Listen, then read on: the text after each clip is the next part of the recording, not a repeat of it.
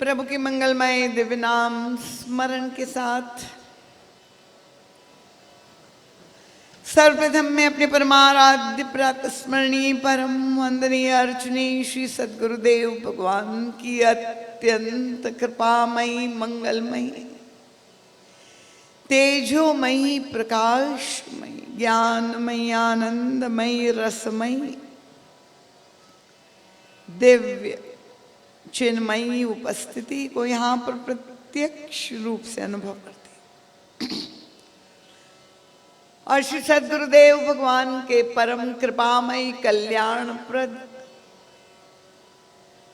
परम पवित्र पुनीत पाद पद्मों में अपनी प्रणति अर्पित करते हुए सिर रखकर साष्टांग दंडवत प्रणाम करती हूँ और यही गुरु चरणों में अंतर हृदय से प्रार्थना करती हूँ। आप ही का एक अत्यंत लघु यंत्र बनकर आप ही का संदेश सभी भक्तों के समक्ष रख सको, ऐसी बल बुद्धि विद्या और विवेक देने की कृपा करें। गुरु चरणों से अनंत हृदयाशीष कोटिशः मंगलाशीष प्राप्त करके संस्कार धानी के सभी रामानुरागी कथा रसिक श्रद्धालु जिज्ञासु धर्म प्राण प्रबुद्ध एवं सुधी श्रोता महानुभाव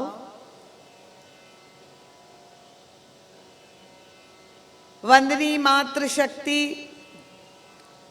सभी आगंतुक भक्तवृंद सुदूर से जो यात्रा करते हुए कथा श्रवण करने की जिज्ञासा लेकर यहाँ पर पधारे हैं,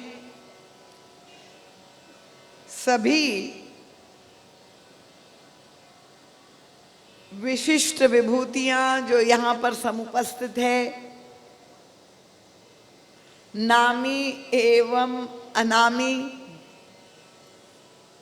विशाल संख्या में गणमान्य भक्त वृंदों की उपस्थिति है। सूची बहुत लंबी है, सबका नाम ले पाना संभव नहीं है, पर मेरी भावना से आप अवगत हो चुके हैं। जितने भी श्रोता यहाँ पर विराजमान हैं, अग्रिम पंक्ति से लेकर अंतिम पंक्ति तक सबका नाम मैं नहीं ले सकती हूं, पर आप सभी मेरे लिए उतने ही महत्वपूर्ण हैं, विशिष्ट ही नहीं अति विशिष्ट है, क्योंकि भगवत कथा श्रवण करने की जिज्ञासा लेकर साधक वृत्ति से आप पधारे हैं, कोई मनोरंजन की आशा लेकर के नहीं आए हैं। तो इसलिए आप सब के प्रति बहुत बहुत हृदय से मैं अभिवादन करती हूँ।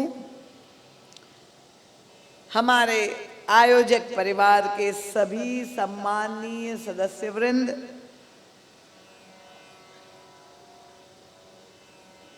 घनगोरिया परिवार की माता श्रीमती कस्तूरी बाई जी, सपत्नीक श्री लखन भैया, सौभाग्यवती कृष्णा घनगोरिया जी के साथ उपस्थित है और आज विशेष प्रसन्नता हो रही है। वर्तमान विधायक द्वय का आगमन हमारे मध्य में हुआ है। परम सम्मानी श्री विनय सक्सेना जी, समादरणीय श्री संजय शर्मा जी,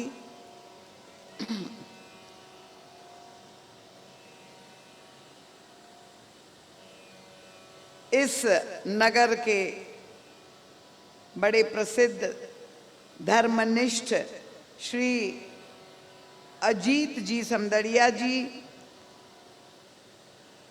घनगोरिया परिवार के सभी सदस्य वृंद,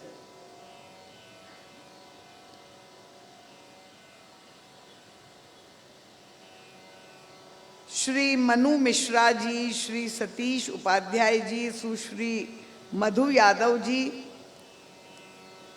सभी पत्रकार वृंद, सेवक वृंद, यदि किसी का नाम नहीं ले पाया हूँ तो आप क्षमा कर देंगे उदारता पूर्वक। आप सभी मेरे ननिहाल वासी है, हृदय से मुझे बहुत स्नेह करते हैं।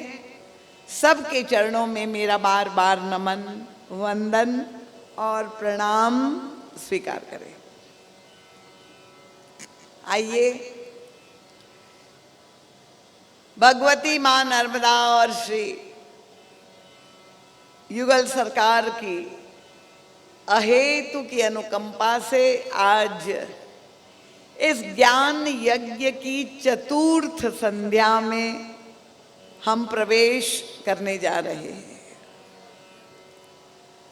और प्रथम दिन से लेकर क्रमशः आप लोगों की बढ़ती हुई उपस्थिति यही दृष्टि प्रमाणित करती है कि आप लोग संस्कार धानी के सुधी श्रोता है, क्योंकि इस क्षेत्र में हमारे आदरणीय लखन जी घनघोरिया ने जो ये राम कथा का आयोजन किया है, ये प्रथम प्रस्तुति है।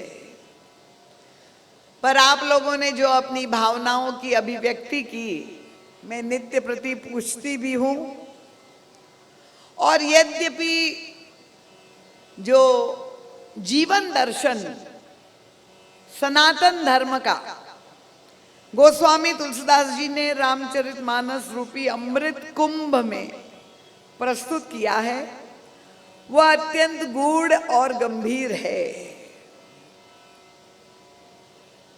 तो ये भारतीय संस्कृति और जीवन दर्शन को हमारे पूज्य गुरुदेव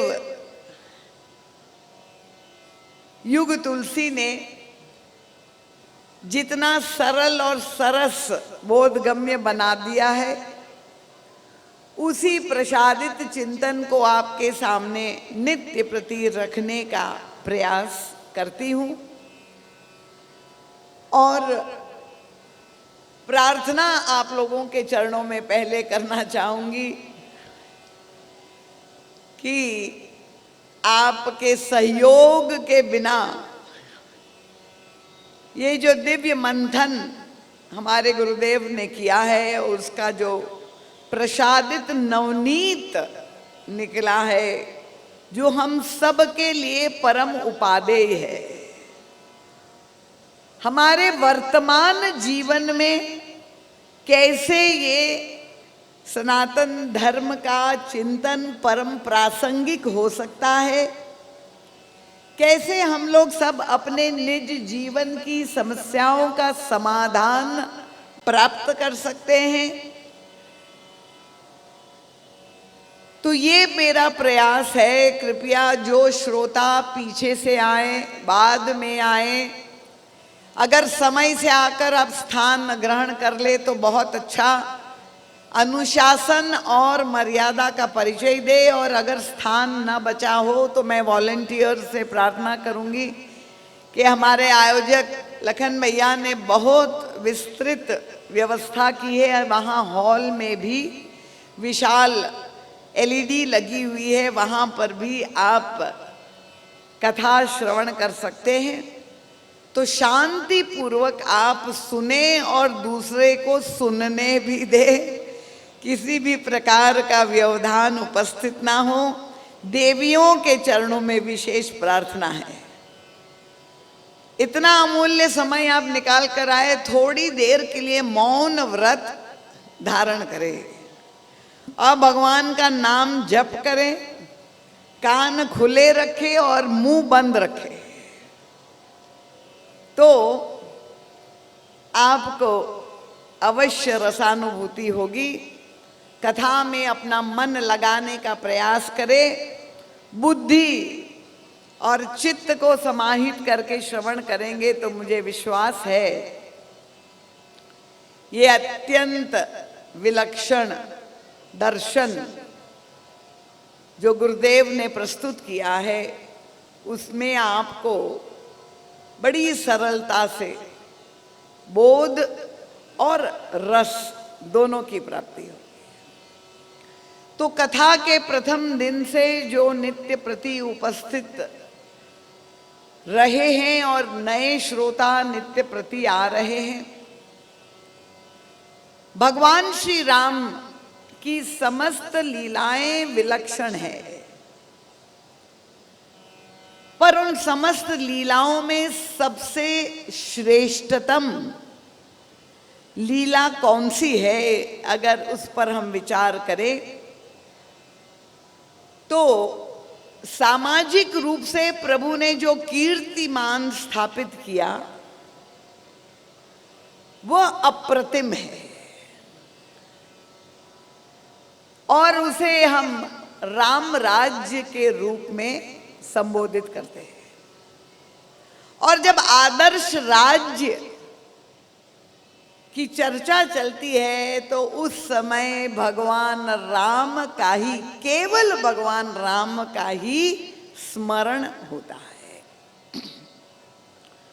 और भगवान श्री राम ने जब ये राम राज्य की स्थापना की, गोस्वामी तुलसीदास जी ने उत्तरकांड में उसका बहुत सुंदर विस्तृत वर्णन दोहे और चौपाइयों में किया है। जो मानस पाठ नहीं करते हैं, कृपया यह कथा श्रवण करके ये पवित्र संकल्प ले ले, आपकी 24 घंटे की दिनचर्या में 24 मिनट, एक घड़ी, 24 घंटे में केवल एक घड़ी भगवान के लिए आप निकालने का प्रयास करें। केवल 2 देवियां ताली बजा रही है, इसका मतलब और लोग नहीं करेंगे। देखिए, लखन भैया को ये अनुभव होना चाहिए कि पूरे क्षेत्र में कैसा परिवर्तन हुआ राम कथा के द्वारा। तो इसलिए आप लोग सभी मानस, रामचरित मानस का गुटका घर में नहीं ना रखे, पूजा स्थल में, मंदिर में ही स्थापित न करे, पर नित्य प्रति उसे खोल करके एक दोहे का पाठ करें। तो राम राज्य की जो विलक्षण वर्णन गोस्वामी तुलसीदास जी ने किया है, नहीं दरिद्र को दुखी न दीना, नहीं को अबुध न लक्षणहीना। और मैं नित्य प्रति आप लोगों को इस बात से अवगत कराती हूं कि प्रभु ने जो ये राज्य स्थापित किया वो कोई चमत्कारिक पद्धति से नहीं किया, कोई सिद्धियों का प्रयोग हो, अपने ऐश्वर्य का प्रभु ने दर्शन किया हो, अपने अंतर्यामित्व का परिचय दिया हो, ऐसा नहीं है। प्रभु ने बिल्कुल मानवीय संवेदनाओं का द्वारा, प्रेम के द्वारा संपूर्ण समाज में एक परिवर्तन, एक क्रांतिकारी परिवर्तन त्रेता में। और हमारे गुरुदेव कहते हैं कि अगर भगवान श्री राम के पद चिन्हों पर हम चलेंगे तो आज भी संभव है कि हमारे हर व्यक्ति अगर प्रयास करे तो हमारे अंतर जीवन में तो निश्चित ही, हमारे घर परिवार में भी, और इस तरह से पूरे समाज में ऐसी आदर्श स्थितियां उत्पन्न हो सकती हैं। अब मैंने आपसे कहा कि प्रभु के ये जो पार्षद है, जो समर्पित संगठन श्री राम के साथ है, वह अन्य किसी भी अवतार के साथ नहीं दिखाई देता। और ये पार्षदों की भी बड़ी भूमिका है। अकेले भगवान श्री राम राजा के रूप में ये सामूहिक सामाजिक परिवर्तन नहीं ला सकते हैं, जब तक उनके साथ अनुयायी, अनुपालन करने वाले उनके आदर्श सिद्धांतों को नहीं होते। और हमने देखा श्री हनुमान जी महाराज का विलक्षण व्यक्तित्व, किस तरह से स्वयं प्रभु हो करके वे दास की भूमिका में रह करके, दासानुदास बन करके प्रत्येक व्यक्ति की सेवा का व्रत लिए हुए हनुमान जी महाराज, और किस तरह से वे साकार करते हैं, तो विभिन्न दृष्टांतों के द्वारा मैंने आपको समझाया कि सुग्रीव जैसे व्यक्ति को प्रभु का मित्र बना देना। और आप जानते हैं प्रभु की लीला में श्री रामभद्र ने 3 मित्र बनाए। मित्र समझते हैं ना, दोस्त, फ्रेंड। और ये 3 मित्र कौन है? एक तो है मनुष्य योनि का, दूसरा मित्र है पशु योनि का, और तीसरा मित्र भगवान राम ने जो बनाया वो निशाचर योनि का। तो प्रभु ने अपनी लीला के द्वारा एक संदेश दिया है। उपनिषदों में एक मंत्र आता है, जीव और ब्रह्म शाश्वत सखा है। वेदांत की कथा में आपने अगर सुनी हो, जीवो ब्रह्मैव ना परः, जीव और ब्रह्म नित्य सखा है। और प्रभु ने इस वेदांत के सूत्र को अपनी लीला में अवतरण काल में साकार करके दिखा दिया कि केवल मनुष्य ही मेरे मित्र नहीं बन सकते हैं, मैं तो एक पशु योनि के बानर को भी मित्र रूप में स्वीकार करने के लिए प्रस्तुत हूं। और पशु तो छोड़ दीजिए, निशाचर राक्षस योनि के वाले भक्ति लोगों को भी मैं अपना मित्र बना सकता हूं। तो इतना बड़ा आशा का संदेश, पर हमने अपनी कथाओं को ना ध्यान से सुना और ना भगवान श्री राम की लीला के उद्देश्यों को समझा। अगर राम को समझा होता तो फिर श्री राम को लेकर इतना विवाद समाज में उपस्थित ना होता। गोस्वामी तुलसीदास जी पर, रामचरितमानस पर, सनातन धर्म पर इतने प्रश्न जो उठाए जा रहे हैं, इतने आक्षेप जो किए जा रहे हैं, वो सब इसीलिए है कि हमने अपने प्रभु श्री राम को समझा नहीं है। और इसलिए हमारे लखन भैया ने इस कथा का आयोजन किया है कि हम संस्कार दानी वासी सभी लोग समुन्नत हो, सबका उत्थान हो, हम श्री राम को समझे। और ये समाज में जो विघटन हो रहा है, जाति के नाम पर खंड खंड हो गया है पूरा समाज, पूरा राष्ट्र। और समाज ही नहीं खंडित हो गए, हमने अपने देवताओं को भी बांट दिया है। ब्राह्मण जाति के ये देवता है, ये भगवान है, शूद्र जाति के ये देवता है, भगवानों को भी हमने बंटवारा कर दिया। जबकि भगवान श्री राम तो सबको सुलभ है और सबको मित्र बनाने के लिए तत्पर है।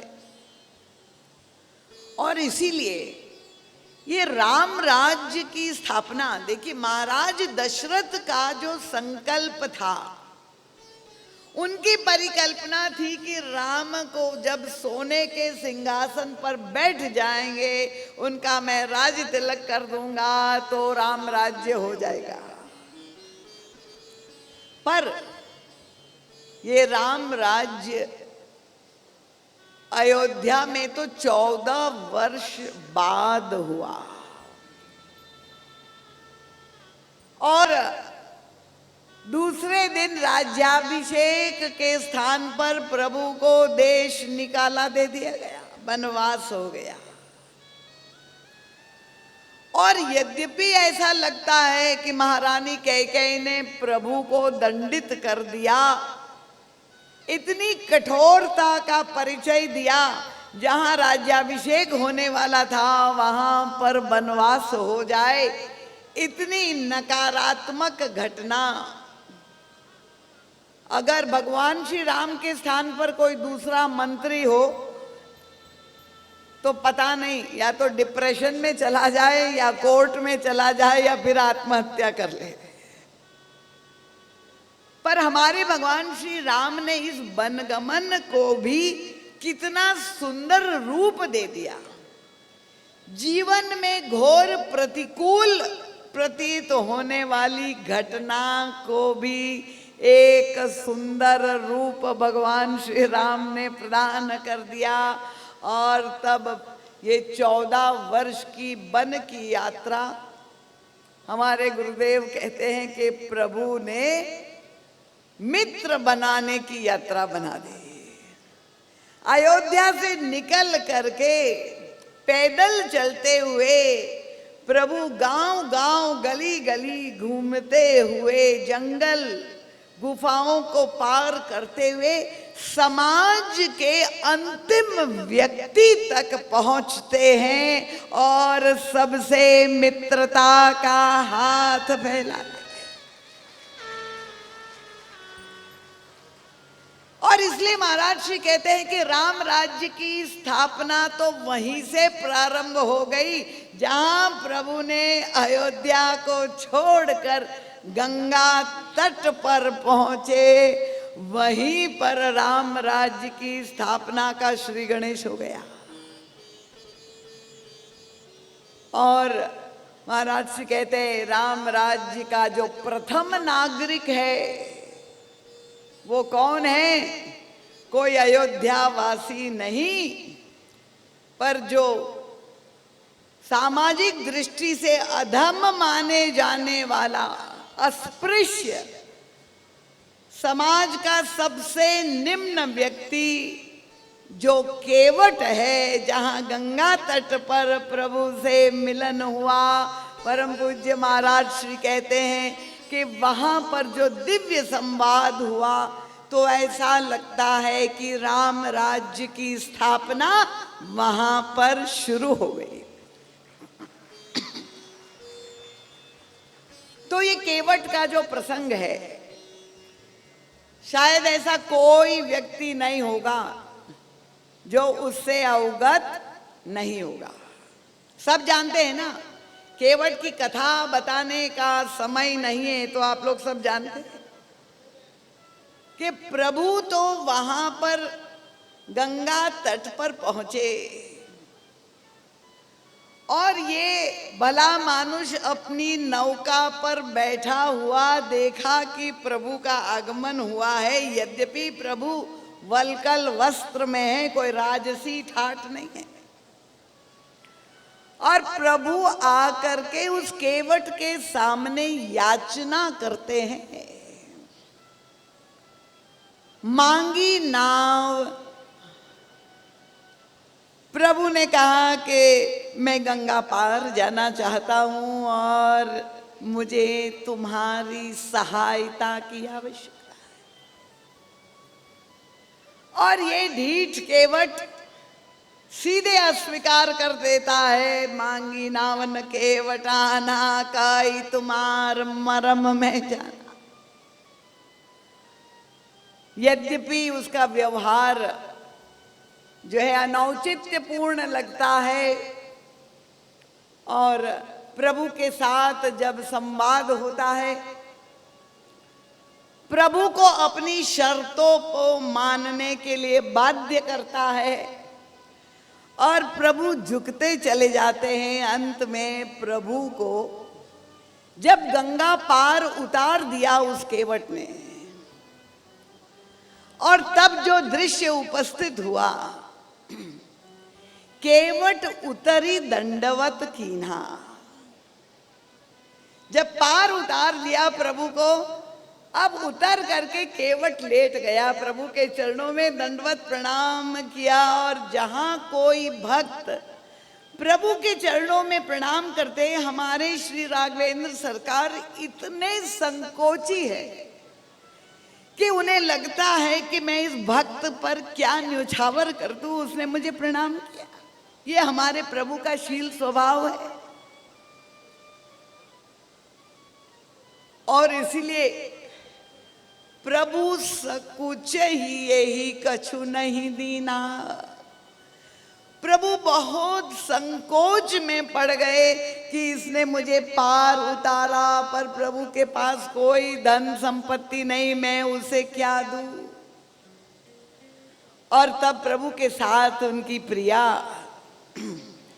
श्री किशोरी जी ने प्रभु के हृदय का संकोच जब भांप लिया, किशोरी जी के कर कमलों में बहुत सुंदर मुद्रिका थी, राम नाम की मुद्रिका धारण की थी। वो मुद्रिका उतार करके अपने प्रियतम के हाथ में उन्होंने थमा ली। गोस्वामी जी कहते, पिय ही की सिय जान निहारी, मणि मुदरी मन मुदित उतारी। और जब ये मुद्रिका प्रभु के हाथ में आ गई तो प्रभु केवट से विनम्रता से प्रार्थना कर रहे हैं, कहेऊ कृपालु लेहु उतराई।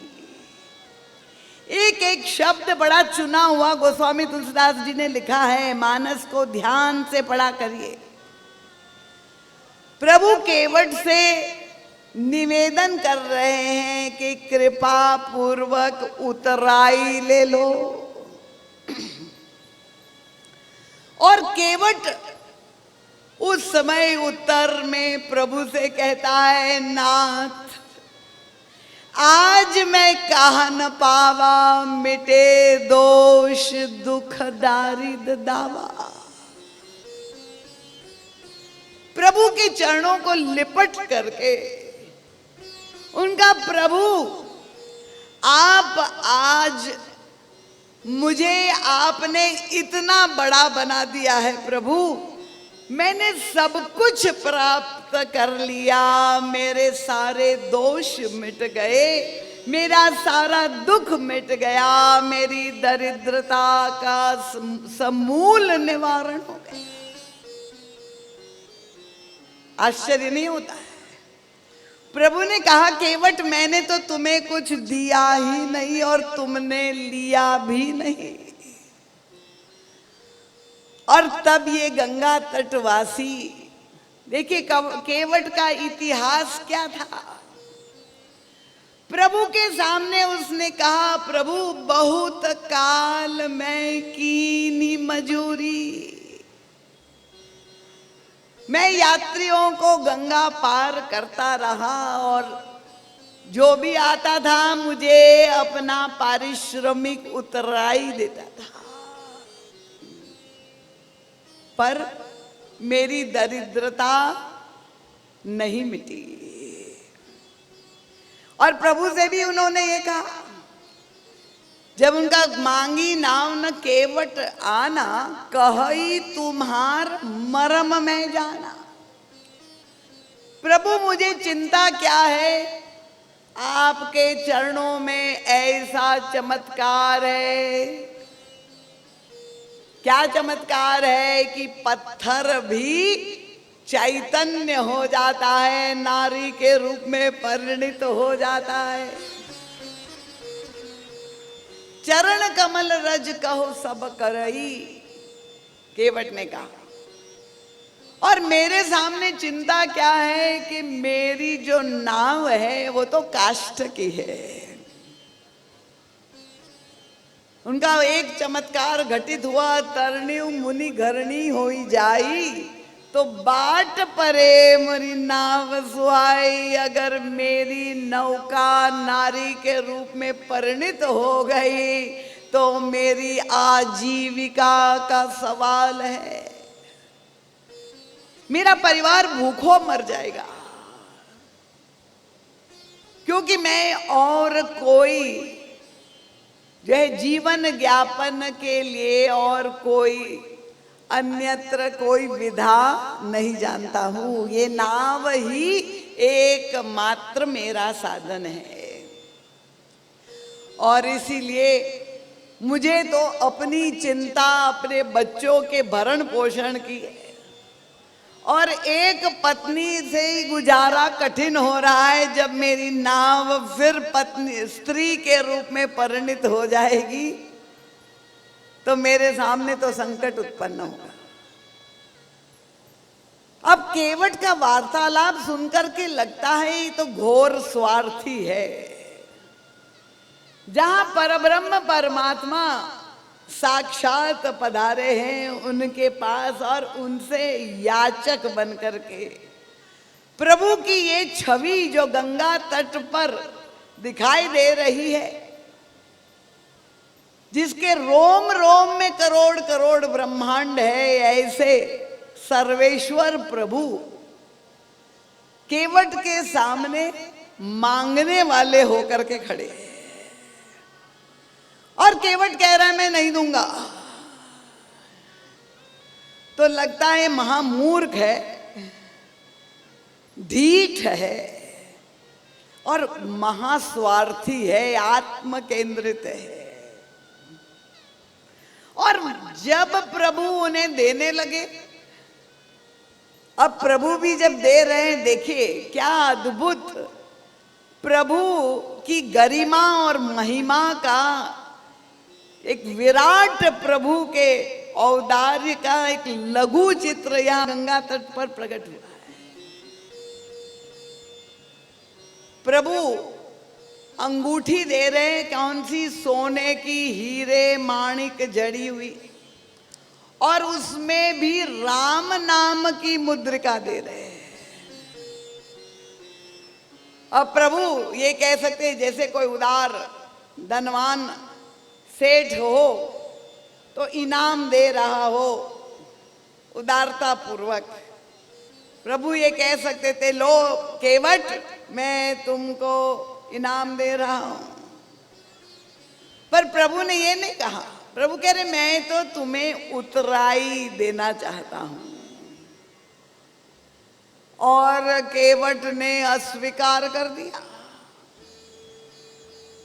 और कह दिया प्रभु आपने मुझे सब कुछ दे दिया, मेरी दरिद्रता समाप्त हो गई, मेरे दोष मिट गए, मेरे जीवन का सारा दुख समाप्त हो गया। महाराज श्री कहते हैं रही तो राम राज्य की विशेषता है, नहीं दरिद्र को दुखी न दीना। तो गंगा तट पर उसका साक्षात दर्शन हो गया। एक अभावग्रस्त दरिद्रताग्रस्त केवट, प्रभु उसे इतनी मूल्यवान राम नाम की अंगूठी दे रहे हैं और वो स्वीकार नहीं कर रहा है। ये जो परिवर्तन आ गया वो कैसे आ गया? देखिए परम पूज्य गुरुदेव समझाते हैं हमें, दान देने का महत्व शास्त्र में बहुत अधिक लिखा गया। जो संपन्न व्यक्ति होते हैं, सम्रांत समृद्धि जिसके पास अधिक मात्रा में है, वो दान देते हैं, वितरण करते हैं। और जो अभावग्रस्त है, क्योंकि दरिद्रता एक बहुत बड़ा अभिशाप है। गोस्वामी तुलसीदास जी ने भी यही लिखा है, नहीं दरिद्र सम दुख जग माही। सबसे बड़ा दुख क्या है? उन्होंने कहा दरिद्रता, अभाव। और ये दरिद्रता मिटाने के लिए कितने उपाय हो रहे हैं। समाज सेवा करने वाले लोग, शासन के द्वारा सरकारें आई और गई, सब तरह से कि व्यक्ति जो अभावग्रस्त है, विभिन्न योजनाएं सामने आती है कि ये किस तरह से व्यक्ति की दरिद्रता समाप्त हो जाए। पर क्या दरिद्रता समाप्त हो गई समाज से? उसका कारण क्या है? दान लेने की और देने की जो गरिमा है, बहुधा होता ये है, संपन्न व्यक्ति, धनवान व्यक्ति दान देते हैं और दान देते हुए ये अनुभव करते हैं कि मैंने बहुत कुछ दे दिया। मंचों पर से घोषणा होती है कि इतना लाख, इतना करोड़ दान दिया, और लेने वाला व्यक्ति जो लेता है वो तो वैसे भी दीन है और हीनता में ग्रस्त हो जाता है कि मैं छोटा हूं, क्षुद्र हूं, मैं लेने वाला हूं। तो ये जो दान लेने और देने का की सार्थकता यहां पर नहीं दिखाई देती। अगर थोड़ा बहुत धन दे करके, दान दे करके व्यक्ति बहुत बड़ा अहंकार पाल ले, अभिमान से ग्रस्त हो जाए मैं दानी हूं, और लेने वाला व्यक्ति और दरिद्रता से ग्रस्त हो जाए, मानसिक दरिद्रता, बौद्धिक दरिद्रता से ग्रस्त हो जाए, तो दान ना देने में सार्थक है और ना लेने में सार्थकता है। तालियां कमजोर है, इसके समझ में नहीं आया। दरिद्रता निवारण भगवान श्री राम ने केवट का कैसे कर दिया, ये पद्धति देखिए। भगवान श्री राम जब आए गंगा तट पर, चक्रवर्ती सम्राट मनु के सामने भी नैमिष की भूमि में भगवान राम प्रकट हुए थे और मनु से कहा, मांग मांग वर, मैं चक्रवर्ती सम्राट हूं, तुम जो इच्छा रखते हैं तुम मांगो। वैसे ही केवट के सामने जब प्रभु खड़े हो गए तो कह सकते थे, मैं अयोध्या नरेश का पुत्र जो है राम आया हूं और तुम्हारी जो भी इच्छा हो, जो भी कामना हो, मैं तुम्हारी इच्छा पूरी करूंगा, तुम मांगो मुझसे। कह सकते थे कि नहीं कह सकते थे? कह सकते थे ना। जैसे दरिद्रता निवारण के उपाय होते हैं, अब यहां कोई अनुचित न माने, पर एक उपाय है कि अब व्यक्ति भूख से पीड़ित है, भूख जीव मात्र की समस्या है और अनाज की सबको आवश्यकता है, तो अब व्यवस्था कर दी गई कि 1 रुपया किलो चावल दे दिया जाए। तो जब 1 रुपये किलो चावल या और अन्न सामग्री दे दी गई तो क्या समाज की दरिद्रता मिट गई?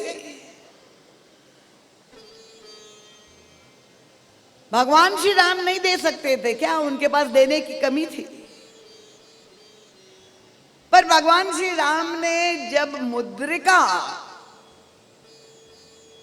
केवट के हाथ में देने का प्रयास कर रहे हैं, बार बार ये नहीं कह रहे कि मैं तुम्हें बहुत बड़ा इनाम दे रहा हूं, उनका केवट निहोरा कर रहे हैं।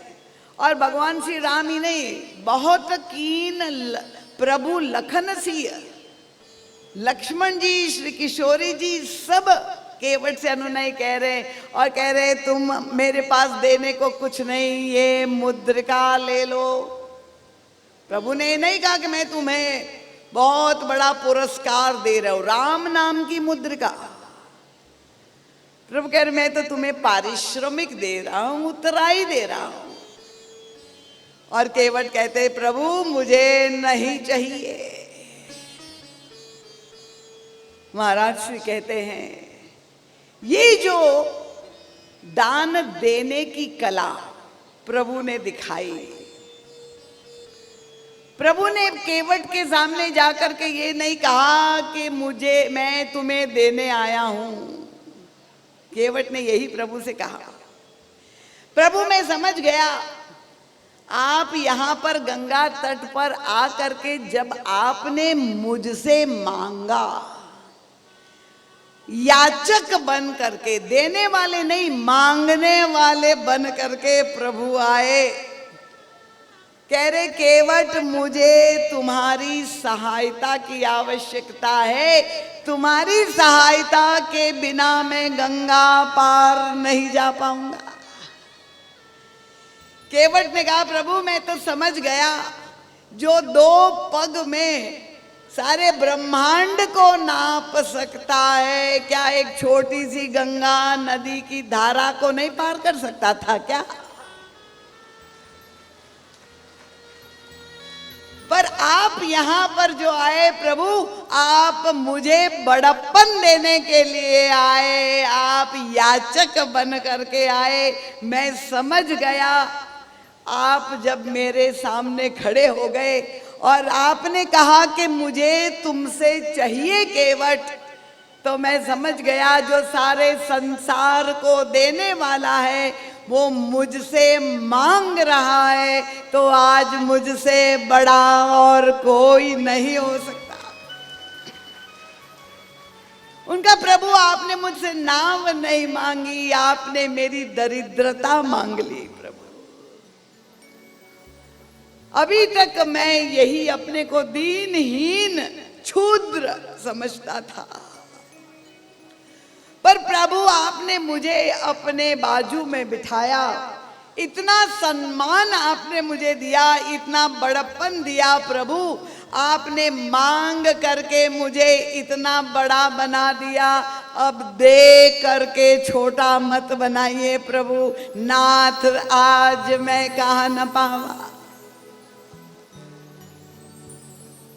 तो ये जो केवट के हृदय में मांगने की वृत्ति ही समाप्त हो गई।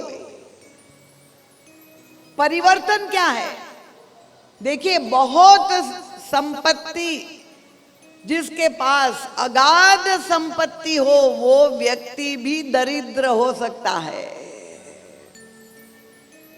आवश्यक नहीं कि केवल अभाव ही दुख का कारण हो। जिसके पास अथाह संपत्ति धन है वो भी दरिद्रता ग्रस्त हो सकता है। और उसका दृष्टांत मानस में जो खलनायक है वो 400 कोस सोने की लंका का स्वामी रावण है। जहां निरंतर बहिरंग दृष्टि से विकास हो रहा हो, 10 दिशा में विकास हो रहा है, ऐसी सोने की लंका का स्वामी कितना बड़ा दरिद्र है। सारे संसार की सुंदरियां उनके महल में हैं, पर फिर भी सबके साथ विलासिता करता हुआ ये दशानन रावण, क्यों हम उसका पुतला हर विजयादशमी को जलाते हैं? ये रावण एक व्यक्ति नहीं, मैंने कहा रावणत्व एक विचारधारा है, एक वृत्ति है। जितनी संपत्ति बढ़ती जा रही है उतना ही लोभ बढ़ता जा रहा है, उतना ही व्यक्ति दरिद्रता से ग्रस्त हो रहा है कि वो रावण जैसा व्यक्ति चोरी करता है। अगर कोई अभावग्रस्त व्यक्ति चोरी करे तो समझ में आ सकता है, पर जब वो कुदृष्टि डालता है और किस पर? मातेश्वरी जगत जननी श्री सीता जी की जब चोरी करता है तो हमारे सामने ये दृष्टांत हो गया कि धन संपत्ति होने से दरिद्रता नष्ट नहीं होती। और ये केवट का जो हृदय परिवर्तन हो गया, प्रभु ने उसको अपना मित्र बना दिया, अपना सखा बना दिया। और तब वे प्रभु से कहता है, प्रभु मेरे सारे दोष मिट गए, मेरी दरिद्रता समाप्त हो गई प्रभु, अब मुझे कुछ भी नहीं चाहिए। किसी ने हमारे गुरुदेव से पूछा, प्रभु राम नाम की मुद्रिका केवट को दे रहे, स्वार्थ की दृष्टि से भी, भौतिक दृष्टि से भी इतनी मूल्यवान, और पारमार्थिक दृष्टि से राम नाम केवल ले करके भवसागर पार हुआ जाता है। और महाराज श्री से एक व्यक्ति ने प्रश्न पूछा, यही मुद्रिका केवट ने नहीं ली, पर आगे चल करके प्रभु ने हनुमान जी महाराज के हाथ में जब थमा दी, हनुमान जी ने ले ली, तो केवट ने क्यों नहीं ली? और तब हमारे गुरुदेव तो सबसे बात कर लेते। केवट से जाके प्रभु ने पूछा कि भाई इतनी अमूल्य मुद्रिका प्रभु दे रहे हैं, तुम क्यों नहीं ले रहे हो? केवट ने कहा कि मैंने देख लिया ये मुद्रिका पर राम नाम लिखा हुआ है, और इसलिए मैंने समझा कि उसकी तो मुझे आवश्यकता नहीं है, क्योंकि राम नाम के द्वारा भव सागर पार हुआ जाता है। पर मैं तो भव सागर पार करने वाले को भी पार करने वाला हूं, तो मुझे राम नाम की क्या आवश्यकता है? और कितना मीठा भाव महाराज श्री सबके हृदय में डूब के लगा करके टटोल टटोल के निकालते। केवट ने कहा कि अगर मैं स्वीकार कर लेता ये राम नाम की मुद्रिका, तो इसका मतलब कि अब मुझे राम नाम का जप करना पड़ेगा, और वो तो मुझसे होने वाला नहीं है, साधन मेरे लिए संभव नहीं है। इसलिए मैंने प्रणाम कर दिया, प्रभु मैं तो आपका जप नहीं कर पाऊंगा, आप ही मेरा जप करते रहिए, ये मुद्रिका मेरे लिए जो है उपादेय नहीं है। तो ये मांगने की वृत्ति समाप्त हो जाना, ये हृदय परिवर्तन, ये भगवान राम की सबसे बड़ी विजय है। इतनी बड़ी अमूल्य वस्तु देते हुए अनुभव कर रहे हैं कि मैं तुम्हें कुछ दे ही नहीं पा रहा हूं, और लेने वाले ने कुछ नहीं लिया, कहते आपने सब कुछ दे दिया। यही है दान देने और लेने की गरिमा। अगर देने वाला कहता रहे मैंने इतना दिया, और लेने वाला कहे कुछ नहीं दिया, खाक दिया, तो खो दिया, दोनों ने ही। पर किस विधा से? और आप देखिए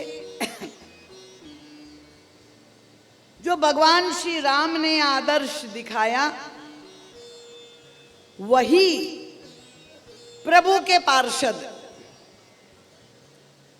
भरतलाल जी महाराज, हम हनुमत लाल जी का चरित्र और लीलाओं का विश्लेषण करते रहे। प्रभु के दूसरे समर्पित पार्षद है भरतलाल जी महाराज। वो दृश्य जो उपस्थित होता है, क्योंकि कथा के कहानी पक्ष रामचरितमानस से आप अवगत है, मुझे विश्वास है। प्रभु तो बन चले गए, अब भरत जी महाराज प्रभु को मनाने के लिए सारे अयोध्या वासियों को ले करके, सारे गुरुजन, मंत्री, माताएं, सबको ले करके चित्रकूट की ओर प्रस्थान करते हैं। अयोध्या कांड में उसका वर्णन आता है। बड़ा विशाल जुलूस निकला हुआ है भरत जी महाराज के नेतृत्व में। और भरत जी महाराज की भी यात्रा श्रृंगबेरपुर, जहां ये केवट का निवास था, वहां पर जा करके रुकी। और वहां पर जो दृश्य उपस्थित हुआ, क्योंकि गांव वालों ने सुना कि भरत जी महाराज सेना के साथ पधार रहे हैं, तो पहले तो मन में एक दुविधा हुई कि ऐसा तो नहीं, सेना जब साथ में है तो श्री रामभद्र से युद्ध करने जा रहे। पर किसी वृद्ध बूढ़े व्यक्ति ने ये बताया, एक छींक हो गई, उसने कहा नहीं ऐसा नहीं है, युद्ध नहीं होगा, ये तो मनाने जा रहे। और तब स्वागत करने के लिए गांव वाले एकत्रित हो गए। जैसे यहाँ जुलूस निकलता है तो जगह जगह पर आप लोग नेताओं का स्वागत करते हैं। तो भरत जी महाराज का रथ पर बैठे हुए थे, सबसे आगे गुरुदेव वशिष्ठ जी महाराज का रथ था, ठीक पीछे भरत जी महाराज रथारूढ़ थे। और दूर से ही केवट ने जहां दंडवत प्रणाम किया गुरुदेव को, जहां प्रणाम किया भरत जी महाराज ने दृश्य देखा और तब गुरुदेव को पूछा, परिचय दीजिए ये कौन है। अब गुरु वशिष्ठ ने कहा, भरत इनका नाम गुह है, पर संस्कारवश उनके मुंह से भी निकल गया। जैसे आजकल आधार कार्ड में ये जाति का भी समावेश हो गया, ये महाराज गुरु वशिष्ठ के मुंह से भी निकल गया कि ये जाति से निषाद है। और साथ में गुरुदेव ने कहा, ये तुम्हारे श्री रामभद्र के सखा है, उनके मित्र है। ये परिचय जहां गुरु वशिष्ठ ने अपने मुख से सुनाया और देखा, एक अविचित्र काम, अनोखा कार्य हो गया। भरत जी महाराज जिस रथ पर बैठे थे, उस रथ पे से छलांग लगाई और दौड़ने लगे। रथ का परित्याग कर दिया और कहां पर दौड़ के जा रहे? जहां पर केवट खड़ा था, और केवट दूर खड़ा हुआ था, क्योंकि समाज उन्हें अछूत अस्पृश्य मानता था। तो निकट आने का साहस नहीं था, दूर से प्रणाम किया था। पर भरत जी महाराज तो दौड़ करके चले गए। गोस्वामी तुलसीदास जी ने कहा, ये क्या हुआ? उन्होंने, राम सखा सुनी स्यंदन त्यागा, चले भरत उमगत अनुरागा। हृदय में प्रेम अनुराग भरा हुआ, मुखमंडल पर ऐसी प्रसन्नता, भरत जी महाराज दौड़े चले जा रहे। और जहां ये निषाद राज खड़े हैं, जा करके कस के उनको गले से, हृदय से लगा लिया।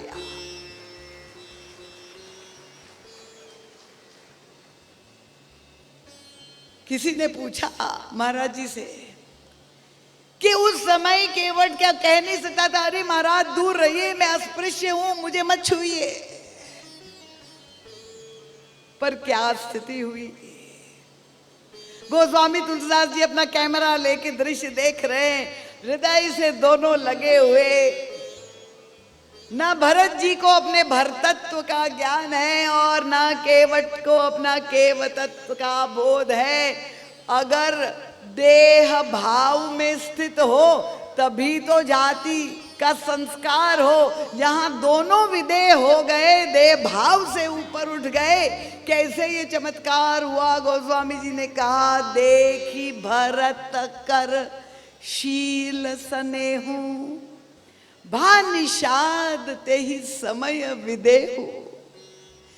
श्री भरत जी के हृदय के प्रेम का स्पंदन होते ही देह भाव भूल गया, और वो प्रेम और अनुराग जिस भाव में भरत जी डूबे थे, कौन सी वृत्ति थी। क्योंकि मर्यादा वाले लोग सब खड़े थे। उन्होंने कहा, ये भरत जी महाराज ने क्या अनर्थ कर दिया। रथ का परित्याग करके उतर गए। अरे व्यवहार में तो यही होता है, छोटा व्यक्ति होता है, बड़े को देख करके वाहन साधन का परित्याग करता है। पर क्या अब केवट और भरत दोनों की कोई तुलना हो सकती है क्या? कहां भरत जी महाराज अयोध्या नरेश युवराज, और कहां ये छोटे से गांव का चौधरी, न जाति की दृष्टि से, न सामर्थ्य की दृष्टि से, न योग्यता की दृष्टि से, न साधना की दृष्टि से कोई बराबरी हो ही नहीं सकती। और भरत जी ने रथ का परित्याग कर दिया। और तब हमारे गुरुदेव ने जाके भरत जी महाराज से पूछा, ये संसार वाले सब प्रश्न कर रहे हैं, आक्षेप कर रहे हैं कि ये तो अनुचित है, छोटा अगर वाहन त्याग करे तो समझ में आ सकते, बड़ा व्यक्ति कैसे छोटे को देख के छोड़ देगा। भरत जी ने कहा, महाराज ये निर्णय मेरा नहीं है, निर्णय तो गुरुदेव ने निर्देश दिया। क्या निर्देश दिया कि गुरुदेव के मुख से निकला क्या? उनका राम सखा। अब भरत जी को ना नाम सुनाई दिया, ना जाति सुनाई दी, सब विस्मृत हो गया। एक ही शब्द कानों में कि ये तुम्हारे राम के सखा है, उनके मित्र है। उनका गुरुदेव ने बता दिया, भरत तुम तो राम के दास हो, ये राम के सखा है, और इसलिए सखा का पद ऊपर है। सखा बड़ा होता है, दास छोटा होता है, और इसलिए छोटा ही बड़े को छोड़ करके जाएगा। इसलिए मैंने रथ का परित्याग किया। ये चिंतन, ये परिवर्तन समाज में देखिए, भगवान राम और उनके पार्षद भरत जी को हृदय से लगा लिया। महाराज जी ने कथा में, मुझे याद, एक संस्मरण याद आ गया।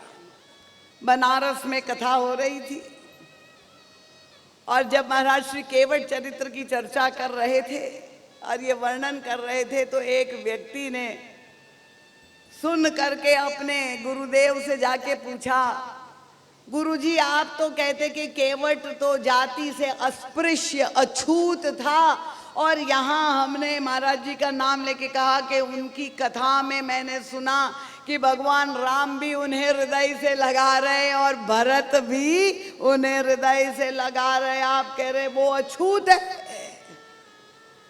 तो वो बेचारे उनके गुरुजी अब बड़े संकट में पड़ गए, तो खंडन करने की तो साहस नहीं थी कि युग तुलसी ने जो कहा है वो तो प्रामाणिक चिंतन है।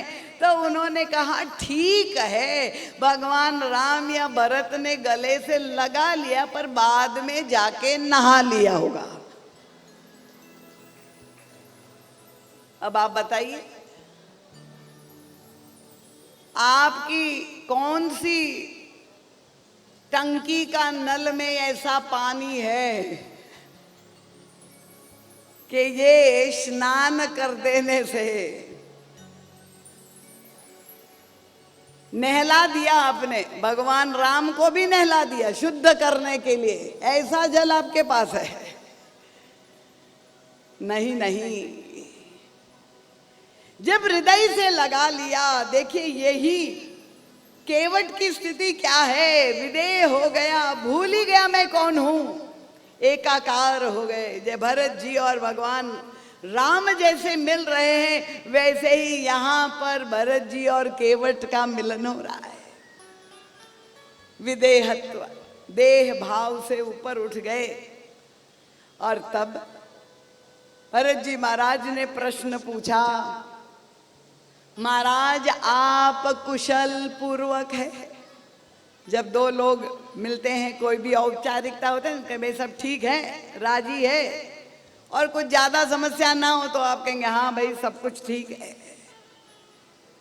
भरत जी महाराज ने भी केवट से ये पूछा कि महाराज आप कुशल पूर्वक है, और क्या उत्तर दिया है उनके, महाराज आप कुशलता का प्रश्न पूछ रहे, पर बताइए कब की कुशलता पूछ रहे हैं?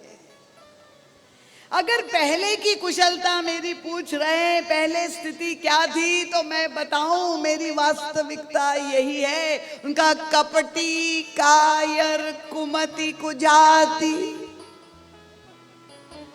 लोक वेद बाहर सब भांति। समाज ने मुझे अपमानित किया, तिरस्कृत किया, अछूत बताया, मुझे हीन दीन बना के रखा। कपटी है, कायर है, कुबुद्धि है, पाप युक्त है, निम्न जाति में उसका जन्म हुआ है। मेरी वास्तविक परिचय यही है, केवट ने कहा। पर ये परिचय पहले का है, ये आधार कार्ड अब बदल गया। उनका परिवर्तन कब आया? उनका राम की नापन जब ही थे, जब से भगवान राम ने मुझे अपना लिया, उनका भय भुवन भूषण तब ही थे, मैं पूरे संसार का आभूषण हो गया। ये मेरा पहले का परिचय था। उनका आप जैसे संतों ने मुझे हृदय से लगा लिया, अब मुझ में दोष कहाँ रह गए, अब मुझ में कमी कहाँ रह गई। अब मेरा अंतःकरण पवित्र हो गया, आपने मुझे स्वीकार कर लिया। ये है राम राज्य की आधारशिला। भगवान श्री राम और उनके पार्षद किस तरह से समाज में व्यक्ति की मानसिकता में जो दूरियां व्याप्त थी, जो भेदभाव था, प्रभु का चरित्र एक विराट सेतु की तरह है कि जो समाज में जितनी भी विषमताएं थी, दूरियां थी, उच्च और नीच, बड़ा और छोटा, ये सारी दूरियों को मिटा करके प्रभु ने एक अखंड राज्य बनाया जिसका नाम राम राज्य। और तब बहुत सुंदर दृष्टांत केवट ने दिया, बड़ा साहित्यिक दृष्टांत के द्वारा अपना परिवर्तन समझाया। उनका, भरत जी महाराज, कर्म नाश जल सुरसरी परई, तेहि को कहे शीस नहीं धरई। ये कर्मनाशा नदी का दृष्टांत दिया। आपने सुना है कि नहीं? कर्मनाशा नदी का नाम सुना है? नहीं सुना है किसी ने? यहाँ राम कथा नहीं होती है क्या? होती है, पर कोई ये सब चर्चा करता ही नहीं। उसका दोष तो आप ही को है, क्योंकि आप ही लोग थुमके वाले हो। ध्यान पूर्वक सुने, तब तो मैं आपके सामने ये बातें जो आपके लिए बहुत महत्वपूर्ण है और वही आपके जीवन में काम आएगी। केवट ने जो है भरत जी महाराज को कहा कि कर्म नाश जल सुरसरी परई, तेही को कहे शीस नहीं धरई। देखिए, हमारे यहाँ जो अलग अलग नदियां हैं, यहाँ तो भगवती माँ नर्मदा है, नर्मदा तटवासी है आप सब, परम पवित्र तटवासी। और जो नदियां हैं, गंगा है, यमुना है, सरस्वती, ये भिन्न भिन्न नदियां हैं। वैसी एक नदी है कर्मनाशा, आज भी है, और वो उत्तर प्रदेश और बिहार के बॉर्डर में है, कर्मनाशा नदी।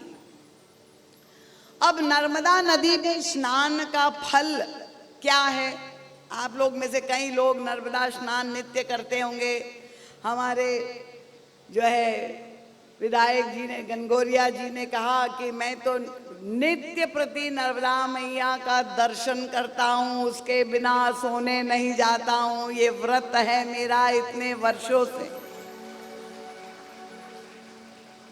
तो चाहे दर्शन हो, चाहे मज्जन हो, चाहे स्नान हो, तो इन पुण्यमयी नदियों का गंगा स्नान करे, नर्मदा स्नान करे, यमुना महारानी जो वृंदावन जाते हैं यमुना स्नान करे, उसका फल शास्त्र ने बताया कि अगर व्यवहार संसार में रहते हुए हमसे जाने अनजाने में पाप हो गए, तो ये पाप को धोने का उपाय क्या है? उनका आप तीर्थ में जा करके पूरी श्रद्धा पूर्वक अगर स्नान करेंगे, तीर्थ स्नान करेंगे, तो आपके सारे पाप नष्ट हो जाएंगे। पर ये कर्मनाशा नदी का वर्णन जो आता है पुराणों में, उसकी फलश्रुति लिखा है कि जो कर्मनाशा में स्नान करेगा, और स्नान तो छोड़ दीजिए, अगर कर्मनाशा की कुछ बूंदे आपके ऊपर कोई छिड़क दे, उसका फल क्या है कि पूरे जीवन में आपने, ध्यान से सुने, जितने भी पुण्य किए हैं वो सारे पुण्य नष्ट हो जाएंगे। ये कर्मनाशा नदी के स्नान का फल है। अब कोई व्यक्ति वैज्ञानिक बुद्धि वाला, उसने कहा इसके जल में ऐसे कौन से तत्व है, पता लगाए, गंगा जल ले गया सैंपल लेबोरेटरी में अन्वेषण करने, और कर्मनाशा का भी जल ले गया। तो ये भौतिक परीक्षण करके कोई समाधान नहीं होगा। गुरुदेव हमारे कहते हैं कि उसके लिए तो पुराणों में जाकर इन नदियों के उद्गम की कथाएं जो आती है, उस पर जब हम विचार मनन करेंगे, तब हमें ये रहस्य समझ में आएगा। तो ये दो प्रकार की नदियां हैं।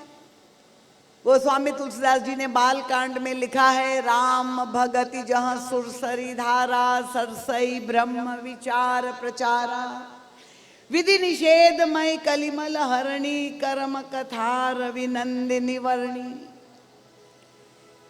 गंगा, भगवती गंगा बहिरंग रूप से जो हम दर्शन करते हैं, उसका आध्यात्मिक रूप बताया है। ये भक्ति, राम भक्ति की धारा है।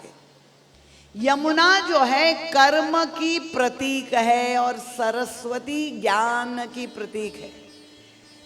प्रतीकात्मक व्याख्या, बहिरंग नदियां स्थूल जो बह रही है उसका एक रूप है, एक उसका आध्यात्मिक रूप है।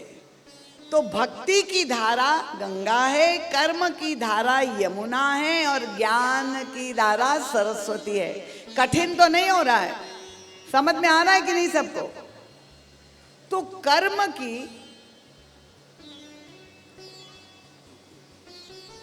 की दो नदियां, एक यमुना कर्म की नदी है, और दूसरी कर्मनाशा भी कर्म की नदी है। और दोनों ही नदियों में स्नान का फल भिन्न है। यमुना में स्नान करने से क्या नष्ट होगा? बोलिए चैतन्य देवियां, क्या नष्ट होगा? पाप नष्ट होगा। बहुत जोर से, मुझे चैतन्य श्रोता चाहिए। और कर्मनाशा में स्नान करने से क्या नष्ट होगा? पुण्य नष्ट होगा। अब महाराज इन दो नदियों के उद्गम की कथा पर हमारा ध्यान आकर्षित करते हैं। यमुना का प्राकट्य कहां से हुआ? तो पुराणों में आता है कि यमुना जी है सूर्य की पुत्री, रवि नंदिनी। भगवान सूर्य से यमुना महारानी का उद्गम हो रहा है। ध्यान से सुन रहे हैं ना आप लोग? समझ में आ रहा है? और इसीलिए सूर्य जो है परम प्रकाशमय है, ज्ञान का प्रतीक है। महाराज श्री कहते हैं कि अगर हमारा कर्म, जैसे यमुना है कर्म की नदी है, अगर कर्म का उद्गम ज्ञान और प्रकाश से प्रेरित हो, जो कर्म व्यवहार में जब अब है, संसार में है, कर्म तो करना ही पड़ेगा, पर कर्म करने के पीछे जो प्रेरक वृत्ति है वो क्या है, उस पर हमारा ध्यान आकर्षित करते हैं। अगर कर्म के पीछे ज्ञान है तो ऐसा कर्म हमारे सारे पापों को नष्ट कर देगा। पर ये कर्मनाशा नदी का उद्गम कैसे हुआ, तो उसकी कथा बड़ी विचित्र आती है। कथा क्या है आपने कभी सुनी है कि नहीं? कर्मनाशा का नाम ही नहीं सुना। पुराणों में आता है त्रिशंकु। त्रिशंकु नाम सुना है?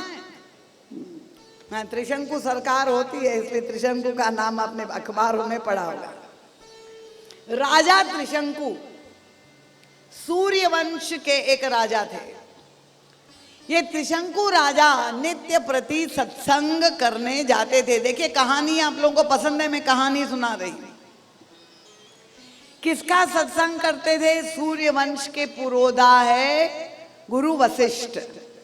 तो गुरु वशिष्ठ के सत्संग में नित्य प्रति जाते थे और उन्होंने सुना कि मृत्यु लोक में तो मनुष्य रहते हैं और मरने के बाद जीव की गति अपने पुण्य के अनुसार होती है। भिन्न भिन्न लोक होते हैं और एक स्वर्ग लोक होता है और स्वर्ग लोक में सारी सुख की सामग्री होती है। वहां किसी प्रकार का दुख नहीं होता है। तो जैसे व्यवहार में आपने अखबार में भी देखा होगा, किसी की अगर परिवार में मृत्यु हुई, दूसरे दिन अखबार में आता है कि फला फला व्यक्ति स्वर्गीय हो गया। लिखते हैं ना कि वो स्वर्ग चले गए। ये स्वर्ग चले गए हैं या नर्क चले गए, ये कोई देखने गया है क्या? देखने गया है? किसी को पता है? पर लिखा यही जाता है हमारे दादाजी स्वर्गीय हो गए।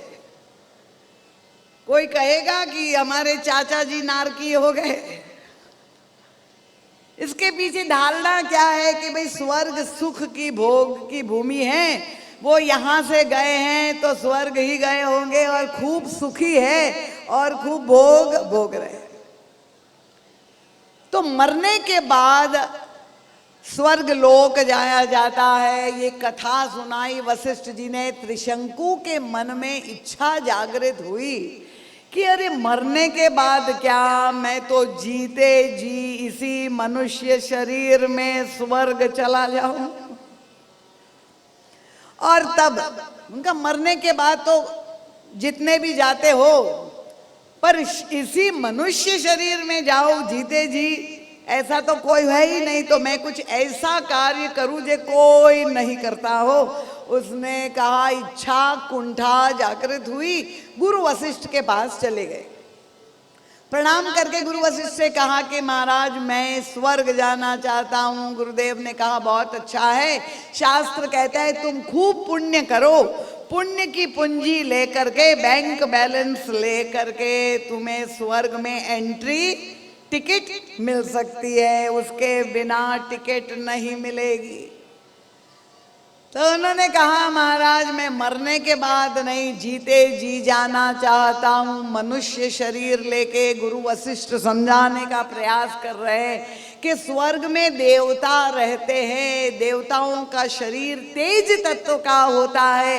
ये मनुष्य का शरीर पंचभूत का बना है, इस पंचभूत के शरीर से स्वर्ग नहीं जाया जा सकता। ये मृत्यु लोक के नियम के विपरीत है, ये संभव नहीं है। ये इच्छा छोड़ दो, सत्कर्म करो, मरने के बाद तुम स्वर्ग जा सकते हो।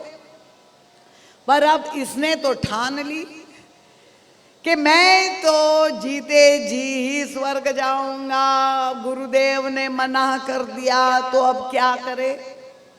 ऐसी कुंठाग्रस्त हो गया त्रिशंकु कि उसने पता लगाया कि गुरु वशिष्ठ का झगड़ा, पुराना झगड़ा विश्वामित्र जी से चल रहा है। ये ऐसे खोजी व्यक्ति रहते हैं कि किस गुरु का किसी से झगड़ा चल रहा है तो ये हम कैसे दल बदल सकते हैं। ये आजकल तो दल बदल कानून रद्द कर दिया गया, पर उसको लगा कि मैं वशिष्ठ का चेला हूँ और विश्वामित्र से विरोध है तो चलो मैं दल बदल देता हूं। पहुंच गए विश्वामित्र जी के पास। और विश्वामित्र जी जैसे पुरुषार्थी महात्मा इस संसार में कोई नहीं था।